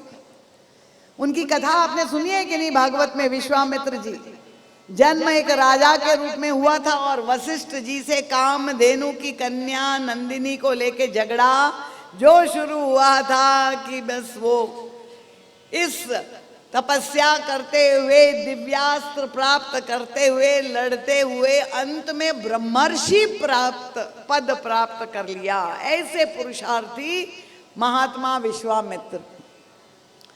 त्रिशंकु पहुंच गया विश्वामित्र के पास और विश्वामित्र जी के चरणों में दंडवत प्रणाम किया। बड़े आश्चर्य में देखने लगे। उसने कहा, महाराज मैं आपके पास एक इच्छा लेकर के आया हूं। विश्वामित्र जी ने पूछा, अरे तुम तो वशिष्ठ के चेले हो, तुम कहीं एड्रेस भूल करके तो नहीं आ गए? उसने कहा, नहीं नहीं महाराज, मैं आप ही के पास आया हूं। तो अरे क्यों तुम यहाँ आए हो? उनका, मैं सशरीर स्वर्ग जाना चाहता हूँ। विश्वामित्र जी ने कहा, वशिष्ठ से नहीं कहा तो मैंने कहा, पर उन्होंने मना कर दिया कि ये संभव नहीं है। विश्वामित्र जी ने सुना कि अच्छा वशिष्ठ ने मना कर दिया तुम्हें, ठीक है मैं तुमको स्वर्ग भेजता हूं। अब आप देखिए, ये दो महात्माओं की झगड़े में त्रिशंकु बड़ा प्रसन्न हो गया। विश्वामित्र जी ने अपनी सारी ताकत, पुण्य की राशि लगाई और त्रिशंकु को सशरीर स्वर्ग भेजा।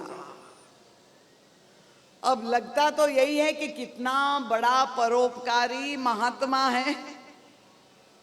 खुद स्वर्ग जाना तप करके, पुण्य करके एक बात है, अपने चेले को स्वर्ग भेजना इससे बड़ा परोपकार, पर दूसरे के चेले को स्वर्ग भेजना कितना बड़ा परोपकार है कि नहीं? तो लगा तो यही कि विश्वामित्र जी बड़ा परोपकार का कार्य कर रहे। ये त्रिशंकु को सशरीर स्वर्ग भेज रहे हैं। ये कर्म जो है उनका बड़ा सात्विक परोपकार की भावना से प्रेरित है। बहिरंग रूप से देखने पे यही लग रहा है, पर हमारे गुरुदेव तो सबके हृदय में झांक करके देख लेते कि विश्वामित्र जी इतनी अपनी पुण्य राशि को लगाकर त्रिशंकु को स्वर्ग क्यों भेज रहे हैं, तो देख लिया हृदय में उनकी भावना क्या है। वे त्रिशंकु को ऊपर उठाने के लिए इतने व्याकुल नहीं थे जितना वशिष्ठ को नीचा दिखाने के लिए व्याकुल थे। इसीलिए उनको सशरीर स्वर्ग भेजा। अब परिणाम क्या हुआ? त्रिशंकु पहुंचा ऊपर, स्वर्ग गया तो वहां इंद्र बैठे थे इंद्रासन पे, सारे देवता बैठे हुए घेर करके, और उन्होंने देखा ये मनुष्य कौन चला रहा है ऊपर। देवताओं ने देखा कि ये तो स्वर्ग की भूमि है, यहाँ मनुष्य के लिए कोई जगह नहीं। और तब देवताओं ने त्रिशंकु को नीचे ढकेला, नो एंट्री, दरवाजा बंद, ऐसा नीचे ढकेला कि त्रिशंकु नीचे गिरने लगा। स्वर्ग से नीचे अब मृत्युलोक की ओर आ रहा है, और जब नीचे गिरने लगा तो कैसे गिर रहा है, सिर नीचे और टांगे ऊपर नीचे, इतनी तेजी से गिर रहा है और पुकार रहा है, महाराज बचाओ बचाओ, रक्षा करो, देवता मुझे घुसने नहीं दे रहे हैं। और विश्वामित्र जी के कान में आवाज पड़ी, उन्होंने सुना, उनका अरे मैं किसी को भेजूं और देवताओं में ये साहस के घुसने ना दे, उनका ठहर जाओ। और त्रिशंकु जो गिर रहा था तेजी से, वो बीच में ही लटक गया, रुक गया। उनका ठहर जाओ। उनका देवताओं में ये साहस, तुम्हें नहीं अंदर आने दिया, ठीक है मैं नया स्वर्ग बनाता हूं। मैं भी उनकी खबर लेता हूं। और विश्वामित्र जी ने अपनी शक्ति लगाकर नए स्वर्ग का निर्माण शुरू कर दिया। दूसरा स्वर्ग तैयार हो रहा है। और तब देवताओं ने देखा, अरे बाप रे, ये महात्मा, उसके लिए तो कुछ भी संभव है, ये तो असंभव को संभव करने वाले, कहीं ऐसा ना हो कि दूसरा स्वर्ग बना दे। और क्या किया जाए, मंत्रणा हुई, योजना बनी। विश्वामित्र जी के चरित्र की एक कमजोरी से परिचित थे देवता। सब मिलकर यूनियन बनाकर पहुंच गए जहां विश्वामित्र जी विराजमान थे, और जाके सबने प्रणाम किया और प्रणाम करके स्तुति करने लगे। जय हो विश्वामित्र जी, जय हो, आपके समान तो संसार में कोई दूसरा महात्मा नहीं, दूसरा संत नहीं। इतनी स्तुति, इतनी प्रशंसा करी कि विश्वामित्र जी भूल गए, प्रसन्न हो गए। अच्छा, तुम सच में मानते हो मैं सबसे बड़ा? हाँ। वशिष्ठ से भी मैं बड़ा हूं, ये मानते हो? हाँ महाराज, कहाँ वशिष्ठ आपके सामने, आप तो सबसे बड़े। देखिए, प्रशंसा करने वालों से हमेशा सावधान रहिए। विश्वामित्र जी सावधान नहीं थे, और विश्वामित्र जी ने मान लिया। उनके, अच्छा ठीक है, मैं बहुत प्रसन्न हूं, तुम मुझे सर्वश्रेष्ठ मान रहे हो, मैं प्रसन्न हूं, जो मांगना चाहते वरदान मांग लो। देवताओं से विश्वामित्र जी ने कहा, सब देवताओं ने कहा, महाराज ये दूसरा स्वर्ग जो आप बना रहे हैं वो छोड़ दीजिए। विश्वामित्र जी ने कहा, तथास्तु, चलो छोड़ दिया, और वो स्वर्ग बनाना बंद कर दिया। ठीक है, स्वर्ग तो नहीं बनाया, पर वो त्रिशंकु की क्या स्थिति हो गई? ये जो बीच में लटक रहा था, ऊपर देवता नहीं आने दे रहे और विश्वामित्र जी नीचे गिरने नहीं दे रहे, वो बीच में ही लटकता रह गया।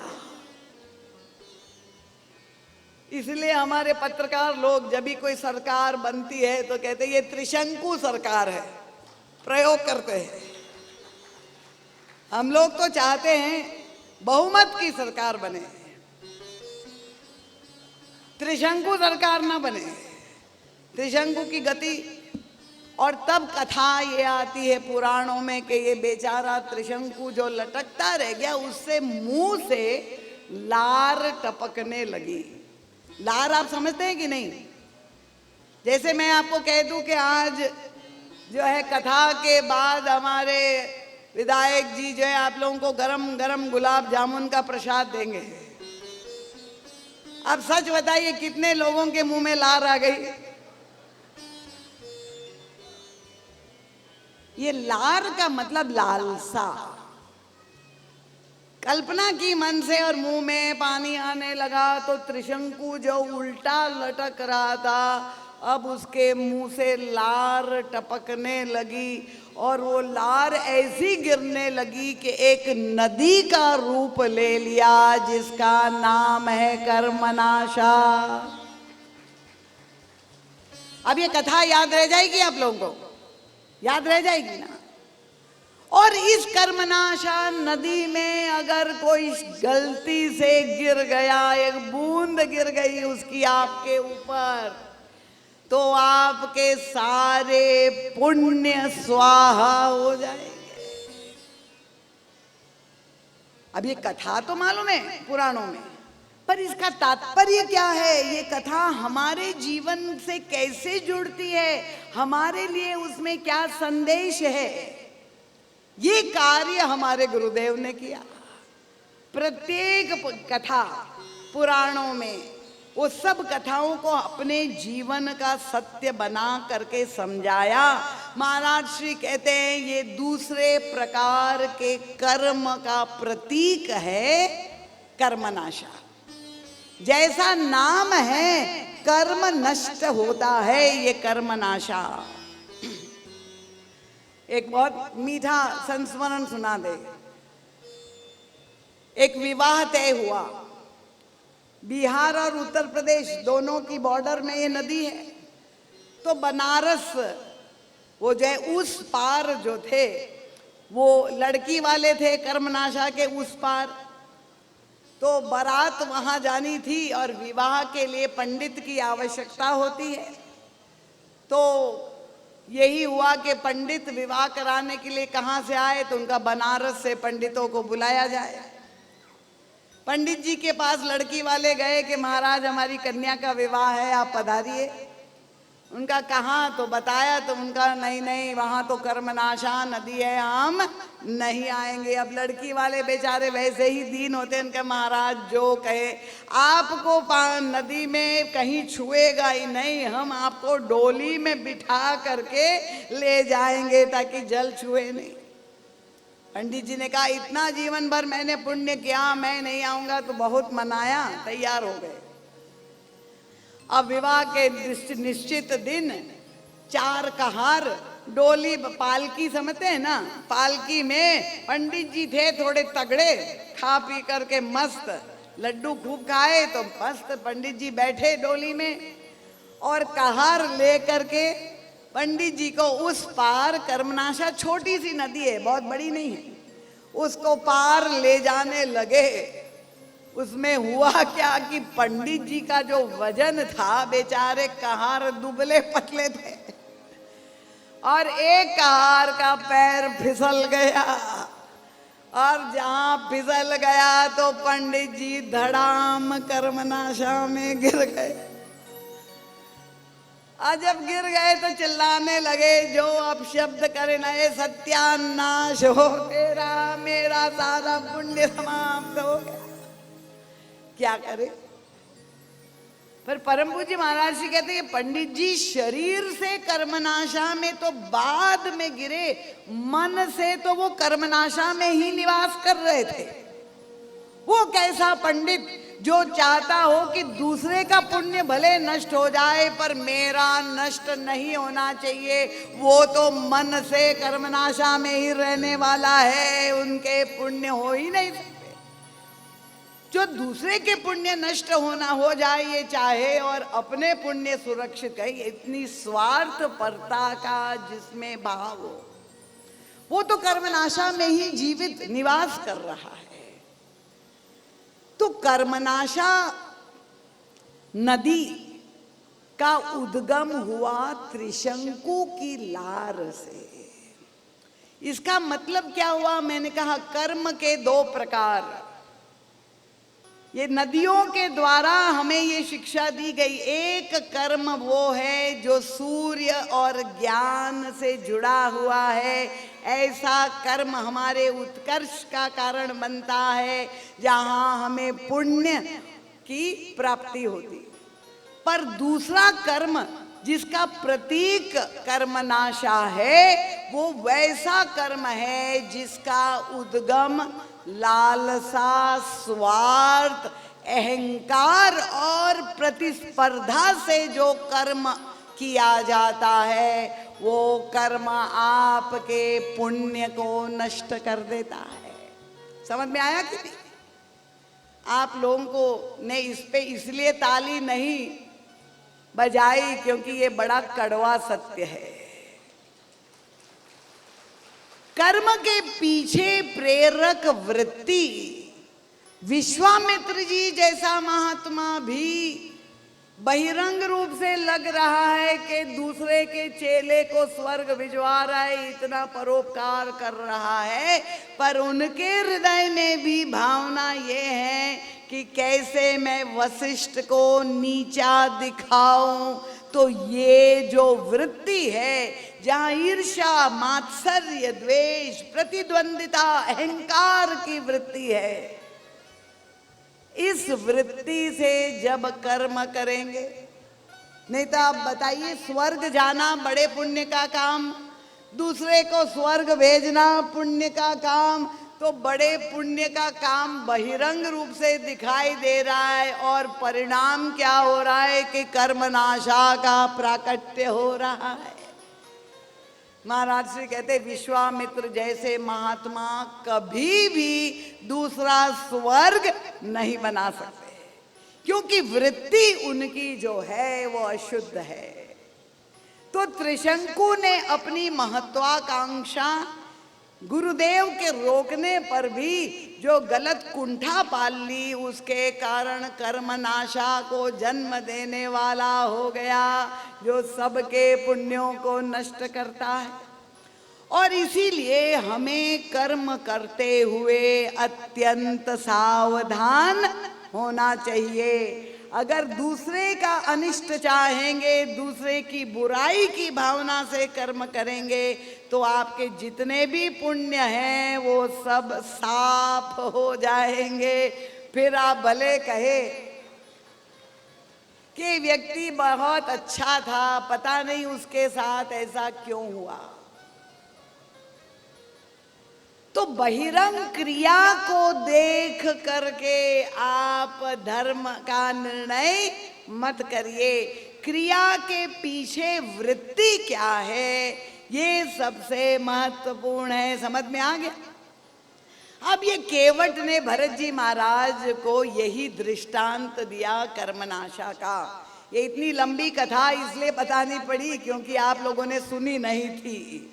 सुनी होती तो हम लोग तेजी से आगे बढ़ जाते, और अभी घड़ी की सुइयां भी तेजी से बढ़ रही है। केवट भरत जी से कहता है कर्मनाश जल सुरसरी परई, तेही को कहे शीस नहीं धरई। उनका महाराज भरत, मेरा जो परिचय था वो कर्मनाशा नदी जैसा था। क्या मेरा परिचय था? कपटी, कायर, कुमति, कुजाति, ये है कर्मनाशा। मेरा कर्म ऐसा था। लोक वेद बाहर सब भांति, सब ने मुझे तिरस्कृत किया। पर आप जानते हैं ये कर्मनाशा नदी बहते हुए आगे चलकर बिहार की सीमा में जब पहुंचती है तो वो गंगा जी में विलीन हो जाती है कर्मनाशा।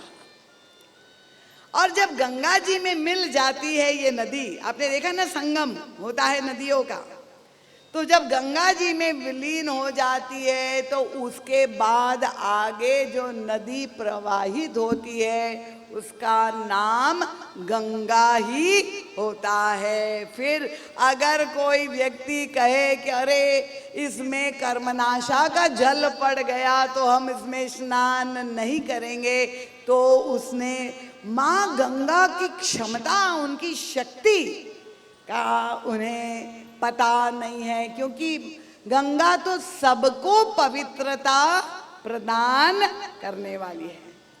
तो जब गंगा में मिल जाती है कर्मनाशा तो वो गंगा ही बन जाती है। केवट कहता है कर्मनाश जल सुरसरी, सुरसरी मतलब गंगा, सुरसरी परई। एक बार दोनों मिल गए तो तेही को कहे शीस नहीं धरई। फिर हर एक व्यक्ति गंगा जी का आचमन करता है, जलपान करता है, स्नान करता है कि अब ये कर्मनाशा नहीं, अब ये गंगा बन गई। केवट कहता है मेरा पहला परिचय कपटी, कायर, कुमति, कुजाति, ये कर्मनाशा जैसा मेरा चरित्र था। पर आप कीन राम कीन आपन जब ही थे, जब भगवान राम ने, जब आप जैसे संतों ने मुझे अपना लिया तो कर्मनाशा गंगा में विलीन हो गई। तो भयउ भुवन भूषण तब ही दे, अब मैं बदल चुका हूं, सारे संसार का भूषण बन गया।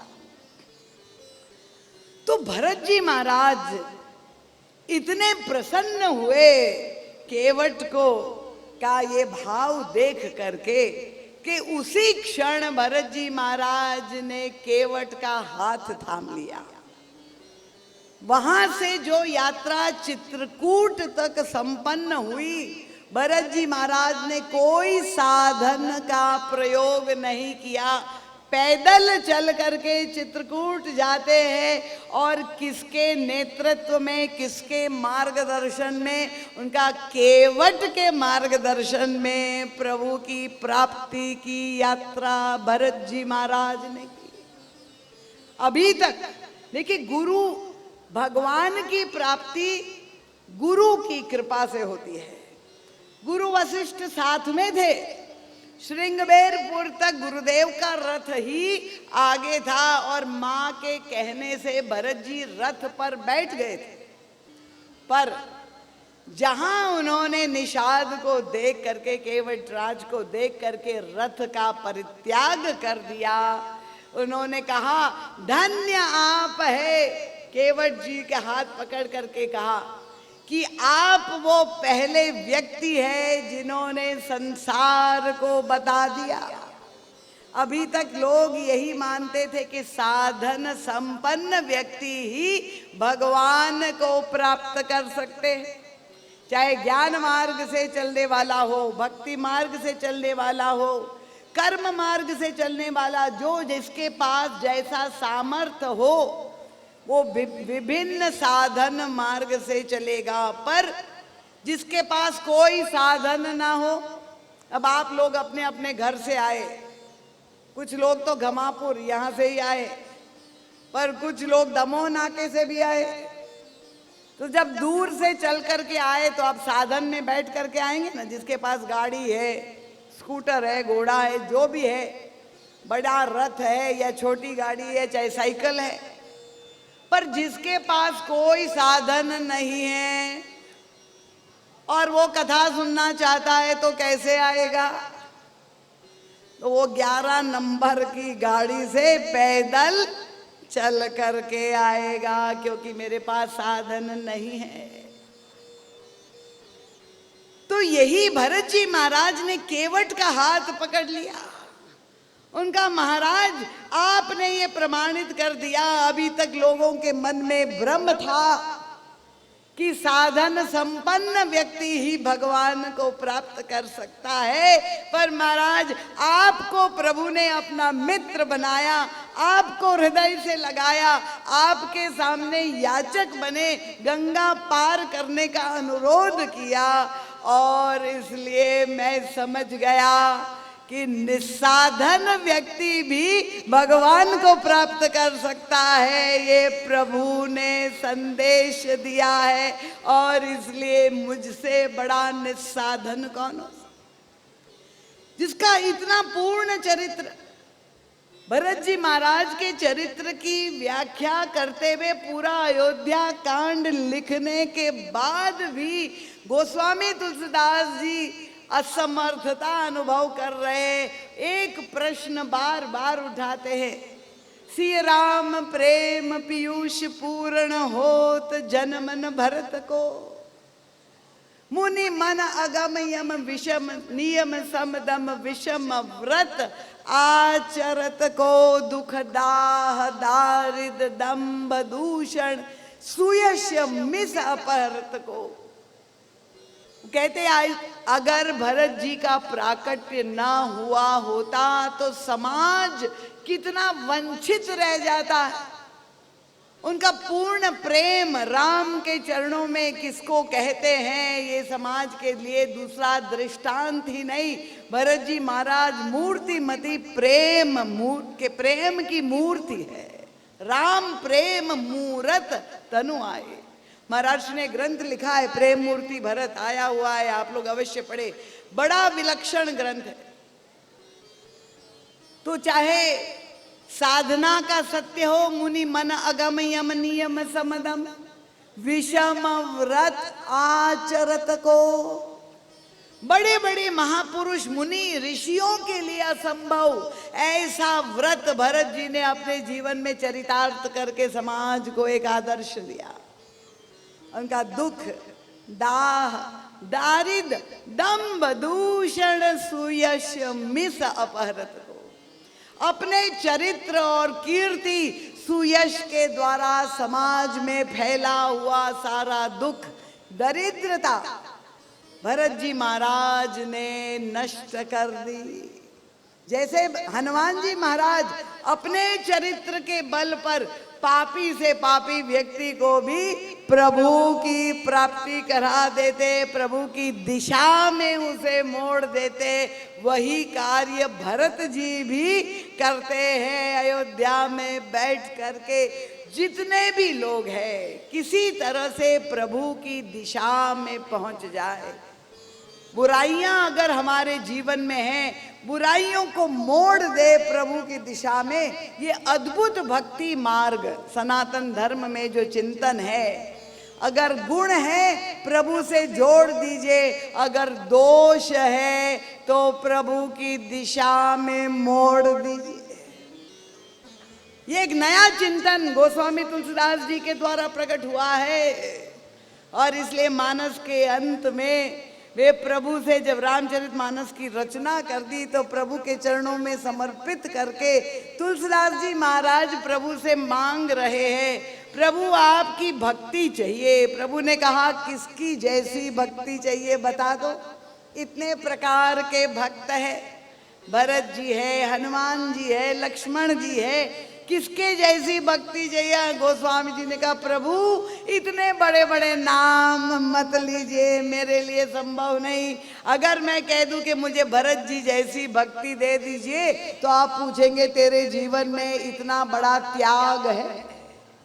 14 वर्ष के लिए जब प्रभु बन बन भटक रहे और भरत जी महाराज पृथ्वी पर नहीं, पृथ्वी के नीचे नंदी ग्राम में गड्ढा बना करके राष्ट्र का संचालन कर रहे, प्रभु की पादुकाओं को सिंहासन पर स्थापित करके, एक ऐसा आदर्श जो आज तक सुनने को नहीं मिला। निमित्त बन करके पादुका राज्य, ये भरत जी महाराज एक नया विश्व को एक आदर्श, भगवान श्री राम के राज्य के पहले 14 वर्ष पादुका राज्य अयोध्या में चलता रहा। तो भरत जी महाराज जैसी भक्ति मैं कैसे कह सकता हूं। तुलसीदास जी ने कहा था कि अच्छा हनुमान जी जैसे, अरे ऐसा सेवा व्रत मेरे पास, मेरे लिए संभव नहीं। तो प्रभु ने पूछा तुलसीदास जी से कि बताइए कैसी भक्ति दे। उनका प्रभु मेरे पास तो साहस नहीं, इतने बड़े बड़े नाम से तुलना नहीं कर सकता हूं, पर मेरे हृदय में जो वृत्तियां हैं उसी का आप सदुपयोग कर लीजिए। आप बहुत बड़े कलाकार हैं, क्या है तुम्हारे हृदय में, कौन कौन से गुण हैं। और तब गोस्वामी जी गिनाने लगे और प्रभु से कहा देखिए वास्तविक संत अपना हृदय खोल करके टटोल टटोल करके अपने जितने दोष होते हैं वो दोष निकाल करके प्रभु के सामने प्रस्तुत करते हैं। प्रभु से कह रहे प्रभु मेरे हृदय में तो काम क्रोध लोभ भरा हुआ है और मैं चाहता हूं कि आप उसका सदुपयोग कर लीजिए। अब देखिए ये चिंतन पूरे विश्व में किसी भी धर्म में आपको नहीं मिलेगा जो गोस्वामी तुलसीदास जी ने प्रस्तुत किया है। गुणों का सदुपयोग करते हुए तो दिखाई दिया, पर दोषों का सदुपयोग कैसे किया जा सकता है ये तो केवल रामचरितमानस में तुलसीदास जी ने दिखा दिया कि अगर आपके जीवन में दोष भरे हैं तो भी निराश मत हो जाइए, आपके लिए अभी भी संभावना है, भगवान को आप शरणागति प्राप्त कर सकते हैं। और तब तुलसीदास जी अपना दृष्टांत देकर के प्रभु से निवेदन करते हैं मानस की परिसमाप्ति में, प्रभु कामी ही नारी पियारी जिमी, लोभी ही जिमी प्रिय दाम, तिमी रघुनाथ निरंतर प्रिय लागहु मोहि राम। तो ये दोष अगर हमारे जीवन में है और हम चाहते हैं प्रभु के हम भी मित्र बन जाए, क्योंकि प्रभु ने तो अपने मित्रों का कल्याण कर दिया, केवट ने कह दिया मैं तो भुवन भूषण हो गया। और बड़ी विचित्र बात, जब बहुत प्रभु आग्रह केवट को करने लगे कि तुम उतराई ले लो, तो केवट ने कहा प्रभु अभी नहीं, फिरती बार नाथ जो देवा सो प्रसाद करी सिर धरि लेवा। अभी तो आप जा रहे हैं, जब लौट करके आएंगे उस समय आप जो भी देंगे वो मैं प्रसाद के रूप में ले लूंगा। अब किसी ने हमारे गुरुदेव से पूछा, जब केवट को लेना ही था तो पहले क्यों नहीं ले लिया बाद में? महर्षि कहते यही तो भक्त के हृदय का मीठा भाव है। उनका प्रभु आप तो मोक्ष और मुक्ति देने वाले हैं, और मैं इसीलिए आपसे मुद्रिका राम नाम की नहीं ले रहा हूं, क्योंकि मैं तो मुक्ति नहीं चाहता हूं, और मैं तो ये चाहता हूं कि मैं भी आपको बंधन में बांध लूं और आवागमन चलता रहे। और इसलिए प्रभु आप अगर मेरी नाव को मुक्त कर देंगे तो फिर ये नाव नहीं होती तो आप कैसे आते मेरे गंगा तट पर? इसलिए नाव भी बने रहे और आप भी आते जाते रहे। अभी आप जा रहे, जब लौट करके आएंगे तो आप जो भी देंगे मैं प्रसाद करके ले लूंगा। तो भक्त लोग चतुर होते हैं कि प्रभु के साथ, वे मुक्ति के प्रेमी नहीं होते हैं कि प्रभु आप भी अवतार लेते रहे और हम भी आपके साथ जन्म ले, और इस तरह से हमारा लेन देन आवागमन चलता रहे। यही प्रभु के मित्र होने का लाभ। तो सुग्रीव प्रभु का मित्र बना, ये पहला मित्र, ये केवट दूसरा मित्र, और एक सखा प्रभु ने बनाया, और वो सखा भी धन्य हो गया, और वो भी हनुमान जी महाराज की अनुशंसा से बना। और ये तीनों ही मित्र, महाराज जी का एक छोटी सी पुस्तिका है, श्री भगवान श्री राम के मित्र, बहुत छोटी पुस्तिका है, लघु पुस्तिका। जो बड़ी ग्रंथ ना पढ़ना चाहते वो छोटी पुस्तिका पढ़ सकते हैं। तो ये प्रभु के साथ भक्ति के जो 5 नाते माने गए, आप जानते हैं ना कौन 5 नाते प्रभु से संबंध की स्थापना हम कर सकते हैं। ये 5 जो भक्ति के नाते हैं, उसमें एक संबंध दास्य का नाता है। दास्य भाव का मतलब प्रभु मेरे स्वामी हैं और मैं उनका सेवक हूं, ये दास्य भाव जैसे हनुमान जी महाराज का है। दूसरा भाव नाता जिससे प्रभु से जुड़ सकते हैं, उनका वात्सल्य भाव, प्रभु मेरे पिता है और मैं उनका पुत्र हूँ, या प्रभु मेरे पुत्र है मैं उनकी माता हूँ, ये वात्सल्य भाव। तीसरा भाव सख्य भाव, प्रभु मेरे सखा है, जैसे अर्जुन है, जैसे सुग्रीव है, जैसे केवट है, प्रभु मेरे मित्र है और मैं उनका मित्र हूँ, सख्य भाव। चौथा भाव श्रृंगार भाव, जो गोपियों का है कि वो हमारे प्रियतम हैं और मैं उनकी प्रिया हूँ, प्रेमिका हूँ, प्रिया प्रियतम का भाव। और 5वां भाव है शांत भाव, जिसमें भगवान शंकर निवास करते हैं। तो इसी तरह से भक्ति मार्ग में ईश्वर से नाता स्थापित किया जाता है, और उस नाते का निर्वहन प्रभु अवश्य करते हैं। अनजान व्यक्ति रास्ते में कोई हो और कोई दुर्घटना घटे तो अगर कोई संवेदनशील व्यक्ति होगा तो देखेगा, नहीं तो सीधे घर चला जाएगा। पर अगर आपका कोई परिचित संबंधी हो तो देखिए आपको कितनी व्याकुलता होगी, आप पूरी तरह से ताकत लगा देंगे कि किसी तरह से उनकी सहायता कर दें। तो यही भक्त लोग प्रभु से नाता स्थापित करते हैं, और ये लाभ प्रभु के सखाओं को प्राप्त हुआ, और ऐसे लोगों को प्रभु ने अपना मित्र बनाया और बनाया ही नहीं, उनका उद्धार कल्याण कर दिया। सुग्रीव का भी उद्धार हो गया।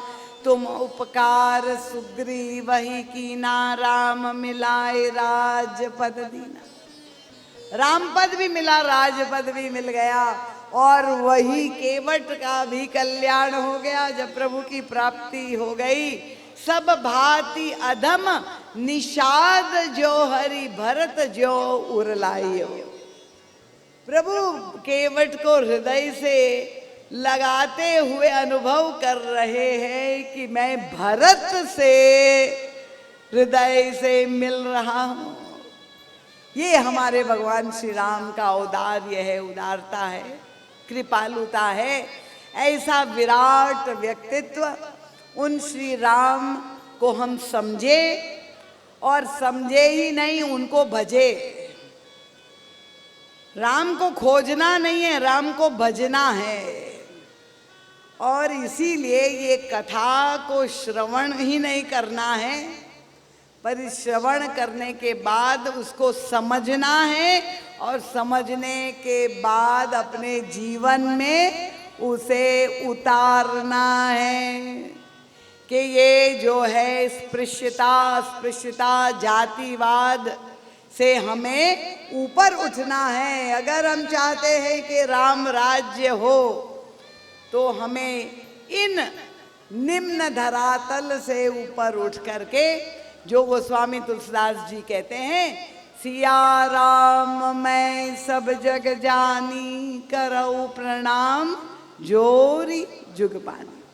तो आप सभी संस्कार धानी वासी मेरे ननिहाल वासी है, और इसलिए आप सब के प्रति बहुत बहुत मंगल कामना करती हूँ। कथा का बहुत अधिक समय ले लिया, पर आप लोगों ने आज जितनी शांति का परिचय दिया, क्रमशः आप लोग अनुशासित होते जा रहे हैं। कल कथा का विश्राम दिवस है, और इसलिए जो भी संभव होगा कुछ चिंतन के बिंदु आपके सामने परोसने का प्रयास करूंगी। जिस तरह से केवट राम राज्य का प्रथम नागरिक हो गया, और प्रभु से कह रहे, नाथ आज मैं कहा न पावा, मिटे दोष दुख दारिद दावा। ये जो राम राज्य का प्रथम नागरिक अगर केवट हो सकता है, तो संस्कार धानी वासी बन सकते हैं कि नहीं? राम राज्य यहाँ बन सकता है कि नहीं? तालियां कमजोर है, मतलब विश्वास नहीं है आपको। सारे नेता लोग बैठे हैं, जोरदार ताली बजाइए कि हम लोग दिखा देंगे। राम कथा से हमारे जीवन में परिवर्तन होगा, हमारे जीवन का दैन्य, क्षुद्रता, संकीर्णता समाप्त हो जाएगी। हम हैं श्री राम जी के, और राम जी हमारे हैं। इसी भाव से हम लोग सब एक दूसरे को सम्मान करेंगे, एक दूसरे से स्नेह करेंगे। सब नर करई परस्पर प्रीति, ये जो राम राज्य में लिखा हुआ है, उसे अपने परिवार से कम शुरू करें, और नहीं तो जो दंगम दंगा होता है वो अंत में आपको पहुंचा देगा कहाँ। तो इसलिए राम कथा की यही सार्थकता है। आप सबके चरणों में बार बार नमन वंदन प्रणाम करती हूँ। प्रातः काल अनुष्ठान में जो भी सम्मिलित होना चाहते हैं जरूर पहुँचे। 10 बजे से सुबह से बहुत सुंदर उपक्रम प्रभु की साक्षी में आरती, मंगल, सुंदरकांड का संगीतमय पाठ होता है, और महाराज जी के सद साहित्य को आप अवश्य पढ़ें, श्रवण करें। मोबाइल में, चैनल पर, यूट्यूब पर महाराज जी की जो चैनल्स है, 4 चैनल है, उससे आप जुड़े। ये विचार, ये चिंतन रोज नित्य प्रति जब कान में पढ़ते रहेंगे, एक बार सुन लेने से परिवर्तन नहीं आएगा। ये सत्संग निरंतर जब होगा तो ये साबुन का काम करेगा। जैसे आज आपने नया वस्त्र पहना, कल गंदा हो गया तो धोना पड़ेगा ना, तो वैसे ही ये कलयुग में ये जो कुसंस्कार की आंधी चलती है, तो रोज नहाने की आवश्यकता है। केवल बहिरंग स्नान नहीं, अंतःकरण को भी साफ करना होगा। मन, बुद्धि, चित्त, अहंकार चारों को जो स्वच्छ करना होगा, और वो सत्संग रूपी साबुन से ही हो सकता है। इसीलिए आप लोगों के लिए ये टेक्नोलॉजी का प्रयोग करके चैनल बना करके रोज महाराज श्री की कथा सुबह भेजी जाती है। आप अवश्य ये विचार अगर आपको अच्छे लगे हैं तो अवश्य सुने और लाभान्वित हो। अभी रामायण जी की आरती होगी, आरती के प्रसाद वितरण। भगवान के नाम का जय घोष करने में संकोच नहीं करेंगे। दोनों हाथ उठा करके अपने परम पिता का स्मरण करते हुए उनके नाम की जयकार उन्मुक्त भाव से पूरी ताकत से करेंगे। बोलिए नर्मदा मैया की। बहुत सुंदर। बोलिए गजानन गणेश जी महाराज की। एक यहाँ चारों ओर जितने गणेश पंडाल है वहां गणेश जी सुन रहे, जयकार आपकी पहुंच गई। बोलिए सत्य सनातन धर्म की जय, भारत माता की जय, पूज्य पाद गोस्वामी तुलसीदास जी महाराज की जय, संत समाज की, भक्त समाज की जय। बोलिए